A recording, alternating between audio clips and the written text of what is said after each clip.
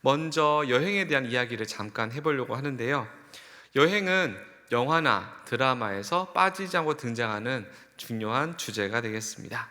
주인공들은 항상 예기치 못한 어려움을 경험하게 됩니다. 우여곡절을 겪으면서 성장하게 되는 이야기들을 우리는 볼 수가 있겠습니다. 영화뿐만 아니라 우리의 삶 또한 마찬가지입니다. 여행은 우리에게 많은 것들을 가르쳐 줍니다. 특별히 단기 선교를 다녀와서 많이 변화되는 성도님들의 모습을 살펴볼 수가 있겠습니다. 태국 선교에 아직 조금 자리가 남아 있습니다. 삶의 변화를 원하시는 분들은 한번 꼭 도전해 보시기를 바랍니다. 여행을 가게 되었을 때 사람들마다 스타일이 조금씩 다릅니다. 먼저 여행 일정 아주 빽빽하게 짜는 사람들이 있고, 또 반대쪽에서는 거의 무계획으로 가는 사람들이 있겠습니다. 여러분들은 어떤 스타일입니까? 나는 계획을 많이 짠다는 분들 한번 손 들어 보시죠. 별로 안 되시네요. 나는 계획이 필요 없다, 그냥 간다신 분들 손 한번 들어 보시면 한 절반 정도 이렇게 나뉘어지는 것 같습니다. 저는 각자의 장점이 있다고 생각하는데요, 한번 잘 들어보십시오. 저희 아버지의 며느리께서는 계획을 아주 철저하게 짭니다. 그래서 며칠 전부터 계획을 너무 짜기 때문에 이렇게 빽빽하게 짜면 너무 힘들지 않겠냐 물어보면 저한테 정색하면서 아이들과 함께한 여행은 철저하게 짜야 된다 하면서 저를 이렇게 면박 주는 것을 볼 수 있겠습니다. 저의 아버지 아들, 저는 어떻습니까? 저는 대충 짜는 것을 좋아합니다. 이동수단과 숙소만 정하면 저는 그곳에 가서 그곳의 공기도 한번 숨을 쉬어보고 물도 마셔보고 이런 곳이구나, 여기서 한번 해봐야겠다, 현지에서 계획을 짜는 스타일입니다. 정리하면 이렇습니다. 일정을 빡빡하게 짜는 여행의 장점은 어떻습니까? 여행을 알차게 보낼 수가 있을 겁니다. 경비도 절약할 수 있고 시간도 효율적으로 사용할 수 있습니다. 단점으로는 여행이 자칫 조금 피곤해질 수도 있습니다. 계획에 얽매여지는 어떤 여행을 할 수가 있겠습니다. 저처럼 대충 짜는 여행에도 장점은 있습니다. 장점은 여행이 정말 여유롭습니다. 스트레스 받지 않고 편하게 갔다 올 수가 있습니다. 아주 가끔씩 의외의 즐거움을 맛볼 수도 있습니다. 단점으로는 여행을 갔다 와서 자랑할 게 없습니다. 꼭 가야 하는 것, 꼭 뭐가 되는 것을 못 먹고 오기 때문에 그냥 갔다 오게 되고요. 현지에서 일정을 짜다 보니까 아주 어려운 현장들을 마주치게 될 수 있습니다. 사람들은 여행을 통해서 꼭 무언가를 얻으려고 합니다. 여행을 통해서 낭만과 즐거움과 쉼을 꼭 얻으려고 합니다. 우리가 어떤 일을 할 때에 꼭 어떤 것을 얻으려고 할 때 여행이나 우리의 삶에는 조금씩 부자연스러운 것들이 생긴다는 것을 생각해 볼 수 있겠습니다. 여행뿐만 아니라 우리의 모든 삶은 항상 성공적이어야 합니다. 항상 잘 돼야 합니다. 결혼 생활은 행복해야 하고 교회는 사랑이 넘치고 부흥해야 한다, 이런 생각을 갖게 될 때 우리의 삶은 조금 부자연스러운 어려움들이 생겨날 수 있습니다. 왜 그렇습니까? 우리의 기대와 현실은 늘 다르기 때문입니다. 바울의 1차 전도 여행은 아주 성공적이었습니다. 성령님의 인도하심을 따라서 복음을 잘 전했습니다. 한 가지 문제점이라고 한다면 바울이 유대인들이 아닌 이방인들에게 복음을 전했기 때문에 유대인이 아닌 그리스도인들을 어떻게 교회가 받아들여야 할지 그 문제 하나가 발생하게 되었습니다. 믿음을 가진 이방인들을 어떠한 과정으로 그리스도인으로 수용할 것인가, 이런 신학적 문제가 생겼습니다. 왜냐하면 이전까지는 예수님을 믿는 모든 사람들이 유대인이었습니다. 그들은 할례를 받았고 율법을 지키면서 예수 그리스도의 복음을 받아들인 사람이었습니다. 근데 바울의 전도 여행 이후에는 상황이 달라졌습니다. 유대인이 아니라 이방인들 가운데, 우상 숭배에 빠졌던 사람들 가운데 예수님을 믿게 되었을 때 이 사람들 어떻게 그리스도인으로 받아들일 것인가, 다시 할례를 행해야 하는가, 율법 규례를 지켜야 하는가, 여러 가지 신학적 문제가 발생하게 되었습니다. 그래서 교회는 예루살렘 공회, 회의를 모집하게 되었습니다. 공회에서 바울의 전도는 이방인에게 복음을 전하는 것을 인정해 주었습니다. 복음의 정당성을 확보한 바울은 마음의 부담을 덜고 이제는 더 힘차게 이방인들에게 복음을 전하려고 하는 것입니다. 교회를 견고하게 세우기 위해서는 첫 번째로 맡겨주신 사역을 열심으로 감당해야 할 것입니다. 사도행전 15장 36절 말씀 함께 읽어보겠습니다. 며칠 후에 바울이 바나바더러 말하되 우리가 주의 말씀을 전할 각 성으로 다시 가서 형제들이 어떠한가 방문하고자 하고. 아멘. 바울은 예루살렘 공회에서 이방인들에게 복음 전하는 것을 정당하다 확정을 받은 다음에는 오래 지나지 않았습니다. 며칠만 쉬었다가 며칠 후에 바로 제2차 전도 여행을 떠나는 믿음의 모습을 살펴볼 수 있겠습니다. 바울은 더 열성적으로 야심차게 2차 전도 여행을 준비합니다. 그런데 2차 전도 여행은 떠나기도 전에 풍비박산 난리가 나고 말았습니다. 함께 동역했던 바울과 바나바가 어떻게 됐습니까? 심각한 문제가 발생하게 되는 것입니다. 사도행전 15장 37절 38절 함께 읽어보겠습니다. 바나바는 마가라 하는 요한도 데리고 가고자 하나 바울은 밤빌리아에서 자기를 떠나 함께 일하러 가지 아니한 자를 데리고 가는 것이 옳지 않다 하여. 아멘. 바울과 바나바는 성령의 인도하심을 따라서 1차 전도 여행 때 연합해서 복음을 잘 전했습니다. 은혜롭게 1차 전도 여행을 마치고 이방인에게 복음 전해지는 것이 하나님의 뜻이라는 것을 확실한 바울과 바나바는 더 열정적으로 2차 전도 여행을 준비했습니다. 그런데 준비하는 과정 가운데서 심각한 문제가 발생한 것입니다. 연합하여 복음을 잘 전했던 바울과 바나바 사이에 성경 말씀 읽어보시면 어떻습니까? 아주 심한 싸움이 일어났다라고 말씀하고 있습니다. 교회를 견고하게 세우기 위해서는 둘째로 갈등을 두려워해서는 안 될 것입니다. 39절의 말씀입니다. 서로 심히 다투어 피차 갈라서니 바나바는 마가를 데리고 배를 타고 구브로로 가고. 아멘. 바울과 바나바는 전도 여행을 준비하면서 심각한 갈등을 맞이하게 됩니다.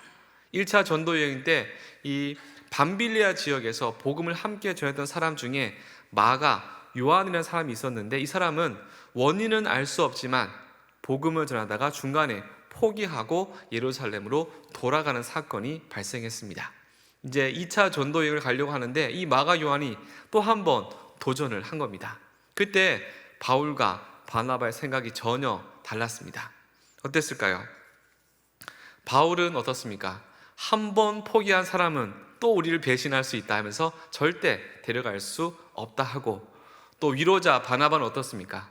그래도 한 번 기회를 더 주자, 데려가자 하는데 이 마가 요한 때문에 두 사람이 갈등을 일으키게 된 것입니다. 교회에서 맡겨주신 일을 섬기려 할 때 이런 일들은 자주 일어나게 될 것입니다. 힘겹게 힘든 일을 잘 감당하고 또 사소한 일을 어떻게 하다 보면 이런저런 갈등이 일어날 수 있겠습니다. 어떻게 보면 마가 요한 한 사람을 전도 여행에 데리고 가냐 데려가지 않느냐는 크게 중요할 것 같지 않은데 이 일 때문에 바울과 바나바가 심히 다투어 피차 갈라서는 끝장을 보는 일이 일어나게 된 것입니다. 가정에서도 큰 문제로 다투는 일은 거의 없습니다. 대부분 작은 일 때문에 싸우게 됩니다. 저희 집의 싸움 상황을 잠깐 설명드리면 저는 항상 치약을 짤 때 뒤에서부터 짜는 파입니다. 뒤에서 짜야 되는데 함께 사시는 분은 항상 모가지부터 짜기 때문에 늘 갈등 상황이 발생하게 됩니다. 또 항상 그 양말을 벗을 때 어떻게 벗어야 됩니까? 근데 저는 이제 뒤집어 벗기 때문에 항상 이런 것들 때문에 집안의 내전이 발생하고 있습니다. 어떻게 보면 아주 작은 일임에도 불구하고 이런 일 때문에 우리는 많은 갈등을 일으키게 될 것입니다. 이럴 때 해결 방법은 무엇입니까? 한 사람이 양보하면 되는 것입니다. 치약을 어떻게 짜든 상관없고 약물 어떻게 벗든 크게 문제되지 않기 때문에 한번 양보하면 문제는 해결될 수 있을 것입니다. 교통사고가 나는 것을 보면 나와 비슷한 운전 스타일의 운전자를 만나면 사고가 날 수 있다고 합니다. 내가 볼 때 속도를 줄이면 될 것 같은데 대대 하다 보면 어떻습니까? 사고가 날 수 있다고 합니다. 서로의 의견에 대립할 때 방법은 없습니다. 하나밖에 없습니다. 어느 한 사람이 양보하면 그 사소한 문제는 큰 문제 없이 해결될 수가 있을 것입니다. 그런데 우리는 어떻습니까? 여기에서 한번 양보하면 평생 밀릴 수 있다는 인간적인 두려움 때문에 양보하지 않고 계속 평행선을 달리게 되는 것입니다. 사도 바울은 대쪽 같은 기질을 가진 사람이었습니다. 한번 포기한 사람은 또 포기할 수 있기 때문에 전도 여행에 방해가 될 수 있기 때문에 마가 요한은 절대 데려갈 수 없다. 그는 복음 전파의 자격이 없다라고 정죄하고 있었습니다. 반대로 바나바는 그렇지 않다. 그때는 어리고 나약했기 때문에 이제는 복음 전파를 잘 감당할 수 있다. 마가 요한을 데리고 가야 한다라고 두 사람이 평행선을 달리면서 계속 갈등을 일으키게 되었습니다. 두 사람이 결국 대판 싸웠습니다. 서로 양보하지 않고 두 사람은 어떻게 됩니까? 서로 결국에는 서로 갈라지게 되는, 전도팀이 갈라지는 위기를 맞이하게 됐습니다. 바울은 실라를 데리고 육로로 이동해서 복음을 전하고 바나바는 마가를 데리고 배를 타고 이동해서 복음을 전하게 되었습니다. 오늘 함께 읽은 본문의 말씀은 제1차 전도 여행처럼 성령님의 인도하심을 따라 순조롭게 진행될 것 같은 제2차 전도 여행이 가장 인간적인 사건으로 시작하게 되는 것을 살펴볼 수가 있겠습니다. 말씀은 누가 옳은지 누가 틀렸는지 전혀 판단하지 않고 그냥 넘어가게 되겠습니다. 이런 사건, 이런 일들은 우리의 삶 속에 자주 일어나고 있습니다. 교회에서 섬기다 보면 어떻습니까? 믿음으로 하는 일인데 누가 옳은지 누가 다 틀렸는지 우리는 자꾸 판결을 내려고 할 것입니다. 그러나 믿음으로 시작하는 일이 시작이 좋다고 해서 결과도 좋은 것은 아닙니다. 모든 일이 믿음으로 하는 일이지만 순조롭게 진행되지는 않습니다. 결과적으로 바울과 바나바는 싸워서 화해하지 않고 결국 갈라서서 서로를 그렇게 하는, 갈라지는 일이 일어나게 된 것입니다. 바울은 육로로 복음을 전하고 바나바는 해안을 따라서 복음을 전할 때 결과적으로 어떻게 되었습니까? 선교의 경로가 다양해지는 어떤 은혜의 역사를 우리는 살펴볼 수가 있겠습니다. 바울과 바나바가 연합해서 함께 복음을 전하는 것도 중요한 일이겠지만, 좋은 일이겠지만 성령님께서는 복음이 아직도 복음을 받아들일 사람이 많이 있기 때문에 한 팀이 아니라 두 팀으로 나뉘어져서 많은 사람들에게 복음이 전해지기를 원하셨습니다. 우리의 삶 속에도 그렇고 또 교회에서 봉사할 때도 마찬가지일 것입니다. 권사회에서 하나님의 나라를 위해 열심히 봉사할 때 늘 실패와 성공, 의미와 무의미, 기쁨과 감사, 원망과 불평이 뒤섞여진 상태에서 우리는 섬김과 봉사를 감당하게 됩니다. 하지만 하나님께서 은혜와 능력을 베풀어 주실 때 수많은 실패들이 모여서 하나님은 놀라운 구원의 역사를 우리를 통해서 이루어 가신다는 것을 우리는 말씀을 통해 또 우리의 교회 역사를 통해서 확인할 수가 있는 것입니다. 목회를 하다 보면 재미있는 경험들을 가끔씩 하게 됩니다. 저는 말씀을 준비하는 것과 요리와 조금 비슷한 점이 있는 것을 경험하게 됩니다. 차이점이라고 한다면 요리는 재료를 준비해 와야 한다면 설교 말씀을 준비하는 것은 재료는 완벽하게 준비되어 있습니다. 하나님의 말씀을 기도하며 묵상하며 준비하면 될 것입니다. 이번 주일에는 설교 말씀을 준비하면서 엄청난 은혜가 있을 것 같습니다. 기대하고 말씀을 전했습니다. 근데 반응이 영 시원찮습니다. 아무도 호응도 안 하고 할 때 저희 마음이 어떻겠습니까? 설교 마치고 빨리 어디 도망가야겠다 이런 생각이 들 때가 있습니다. 그때마다 꼭 한 분씩 계십니다. 찾아오셔서 오늘 말씀에 참 은혜가 됐습니다. 격려와 위로해 주는 분이 꼭 한 분씩 있는 것도 체험하게 됩니다. 설교한 느낌과 성도님들의 반응은 늘 다릅니다. 왜 다릅니까? 하나님께서 하신 일이기 때문에 우리의 주관적인 느낌과 열정보다 무엇이 중요합니까? 성령의 임재가 가장 중요하다는 것을 기억해야 할 것입니다. 오늘 권사의 헌신 예배가 좋았다 나빴다 전혀 중요하지 않습니다. 우리의 주관적인 느낌과 확신보다는 순간순간 권사회가 주님의 이름으로 함께 모여 섬기고 봉사하는 그 자체가 의미가 있다는 것입니다.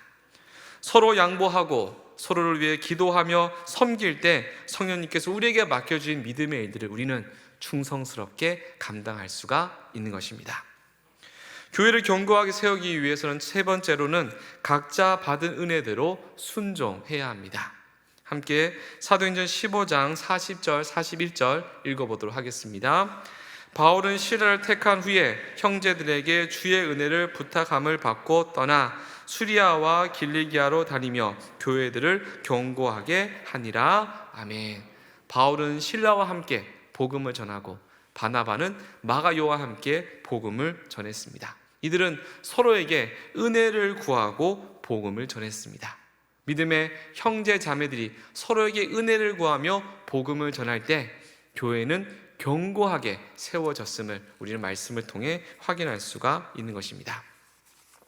사랑하는 성도 여러분, 또 오늘 헌신을 다짐하는 권사의 회원 여러분, 우리는 다음 세대를 세우기 위해 올 한 해 열심으로 기도하며 수고해야 합니다.